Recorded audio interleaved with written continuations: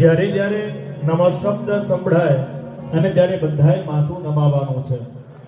જો મસ્તક નમશે નહીં, બંધન ગણાશે નહીં, બંધન નહીં ગણાય તો ભગવાનના આશીર્વાદ મળવાના નથી.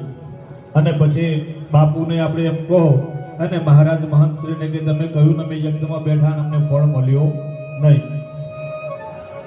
જો પ્રયોગો કર્યા, અનુભવોને પ્રાપ્ત કર્યા પછી એને આખા યજ્ઞની એક અનુક્રમણિકા બનાવી છે.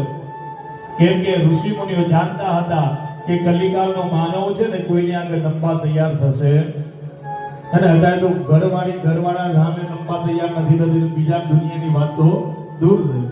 જો આપણા મસ્તિષ્કની અંદર યાદ રાખો બે જ વસ્તુ છે. એક જ્ઞાન છે, બીજો અહંકાર છે.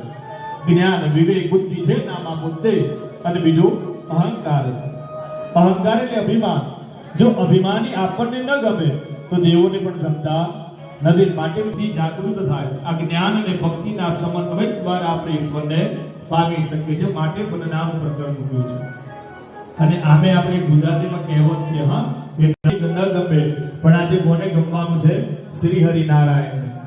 અને જો કે એને ગમ્યા છે ને તો એના સ્થાનની અંદર આપણે બેસવાનું સ્થાન મળ્યું છે. બાકી જો એને ગમ્યા ન હોય ને તો આપણને એ સ્થાન મળ્યું હોત નહીં.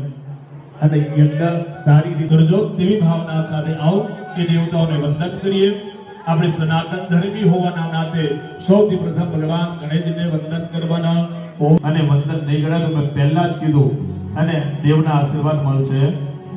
અને બીજી એક તમને વાત કહી દઉં, હે ને